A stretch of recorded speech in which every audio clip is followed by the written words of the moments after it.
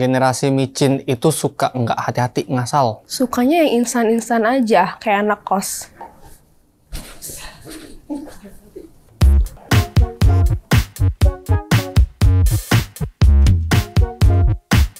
Halo, kenalkan nama gue Steven, BD Manager dari Crystal Wallet dan Kyber Network. Halo, nama aku Dia, Community Manager dari CoinPay. Halo, saya Wilbert dari Selar.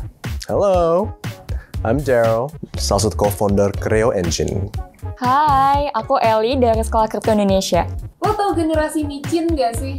Kayaknya gue tahu nih yang generasi micin yang sering banget kan makan ciki-ciki itu. Generasi micin yang suka makan yang lidi-lidi micin itu loh. Generasi yang suka banget ngepom-pom. Tahu banget sih, paling generasi micin ini kebanyakan orang nggak mau berproses, lebih ke cepet cara instan. Tahu banget, adik gua itu micin. Kenapa mereka disebut generasi micin? Effortnya nol, maunya hasilnya banyak. Orang micin itu biasanya mereka pasti senangnya instan. Sukanya yang instan-instan aja, kayak anak kos. Generasi yang paling suka banget sama cara yang singkat. Karena gimana ya, mereka suka banget milih koin yang pengen bikin mereka cepet kaya. Padahal resikonya beresiko banget. Generasi micin karena mereka lebih pengen ngambil koin-koin yang lebih ke pom-pom lah. Jadi ada berita koin yang akan naik, lebih mengikuti gitu. Karena mereka pengen kaya, tapi ternyata besoknya puasa. Generasi yang tidak tahu susah, maunya enak-enak aja. Mereka kurang sabar, pengennya instan semua. Bahaya dong itu. Mereka itu maunya serba cepat, maunya serba instan, dan kadang-kadang nggak mau lewat proses yang sesungguhnya gitu. Soalnya micin itu enak, dan kita sukanya yang enak-enak. Menurut lo apa kebiasaan generasi micin yang paling meresahkan? Generasi micin itu suka nggak hati-hati ngasal. Bang, token mana yang 10x besok? Hari ini post trading di IG story, besok nggak bayar utang. Suka nabrak-nabrak tanpa ngikutin proses yang harus dilakukan. Meresahkan banget kalau mereka udah ngepom-pom satu koin kayak udah wow banget gitu. Minjem 100 ganti besok sih. Kak, info dong yang besok beli rumah di BSD. Naik dikit pamer di sosmed, pas turun hilang orangnya. Mereka itu parno ya, takut ya, dan gampang percaya. FOMO, fear of missing out. Malas research, terus gampang ikut-ikutan sih. Berisik banget di semua grup berisik. Nah, generasi micin kan semua serba instan nih ya. Suka banget ambil resiko, termasuk soal kekayaan. Biar cepet cuan, salah satu caranya trading koin micin. Apa yang lo tahu soal koin micin? Kalau misalnya bikin token micin sendiri, pasti cepet kaya. Kalau misalnya beli punya orang, pasti gembel. Koin yang harus cepet-cepet dimakan sih, kalau nggak nanti low. Koin micin adalah koin yang bisa kalian beli dengan harga semurah-murahnya kayak 0,0000 sekian, dan kalian bisa dapat keuntungan berpuluh-puluh juta. Koin micin emang bikin cepet kaya, tapi juga bikin cepet miskin guys. Sebenarnya koin micin itu bisa potensial kalau seandainya kata kita bisa selektif dalam memilihnya. Misalkan koin-koin yang udah komunitinya gede, terus dia juga ada white paper yang jelas, terus dia juga ada ibaratnya tuh project yang jelas lah intinya. Koin micin bisa jadi naga, tapi bisa besoknya gembel. Koin micin itu judi. Lalu yang kedua, ya itu cuma dipom-pom aja sama orang-orang. Koin micin itu biasanya koin yang nggak ada fundamentalnya, tapi komunitasnya kuat banget sih buat mensupport mereka supaya harganya naik. Koin yang suka pump, tapi udah pasti dump. Koin micin itu tradingnya harus banyak doa. Lo setuju nggak sih kalau koin micin disebut tak terduga tiba-tiba jadi naga? Setuju. Kalau misalnya, balik lagi, kalau misalnya aku yang bikin, aku tahu bakal jadi naga. Cuma kalau misalnya enggak, ya rakpul pasti.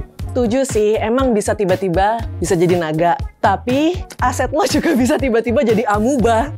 Kalau banyak yang grup call-nya, bisa jadi naga. Setuju banget, karena koin micin itu bisa naik sampai berapa ratus persen, bahkan 1000% yang bikin orang pengen banget kaya dari koin micin. Setuju banget sih, karena gue pernah ngerasain masuk koin micin yang dimana gue pernah profit 1000%. Dan itu jangka 2 hari aja. Setuju banget. Bisa aja koin micin itu sama seperti loteri, di mana bisa naik, tapi banyaknya rugi. Betul sekali. Setuju banget, bisa 100 bagger lah dari koin micin. Bahkan mungkin 1000 bagger. Tapi di sisi lain, lu bisa juga tiba-tiba langsung jadi bangkrut. Setuju banget, karena udah banyak kasusnya. Setuju sih, selama ikut private sale. Kalau enggak sih enggak lah. Gimana sih karakter koin micin yang menurut lo potensial buat dapet keuntungan? Oke, yang sering digoreng, yang enak buat digoreng gitu, yang lucu aja. Yang sudah market capitalnya sudah besar kali ya, dan itu juga mungkin sudah tidak dibilang micin sih. Sama jawabannya, kalau aku yang bikin, aku yang bakal desain. Yang pasti yang udah di exchange listing yang terpercaya sih. Yang sangat-sangat populer ya, semakin populer tokennya, chance-nya lebih gede buat dapet cuan.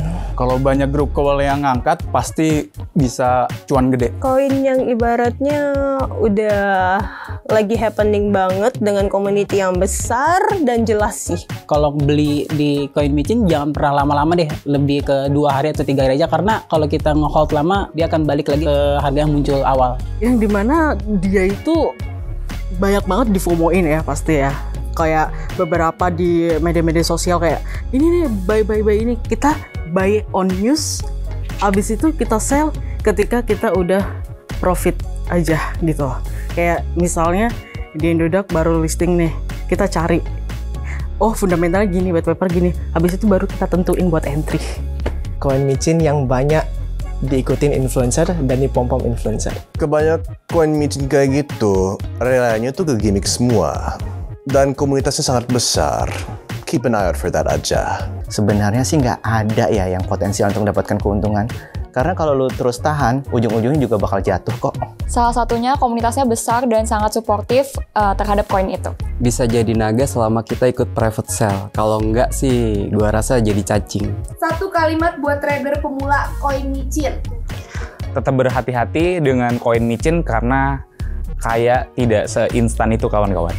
Untuk main-main oke, tapi untuk serius, untuk kaya instan nggak bisa. Karena Indomie aja butuh 3 menit guys. Token micin nggak bikin kaya, nggak usah dicoba. Jangan terlalu banyak FOMO, nanti makan micin mahnya kumat. Please don't try this at home. Trader micin jaya, jaya, jaya. Jangan pantang menyerah ya, terus all in karena depo itu harus pokoknya. Jangan berani masuk deh, karena udah pasti akan rungkat juga sih ujung-ujungnya. Jangan terlalu berharap kaya kalau ternyata besoknya kalian puasa. Jangan dicoba deh, nanti nyesel. Kalau mau cepet kaya dengan masa depan yang sangat gelap, mainlah koin micin. Kalau loss, jangan lupa cut loss. Kalau sudah profit, jangan lupa taking profit. Trading koin micin nggak bahaya ta? Jangan sering-seringin, terus pastiin dulu koinnya udah listing di Indodax atau belum. Karena kalau udah listing di Indodax, kita bisa lihat tuh fundamental dan teknikal koin itu kayak gimana.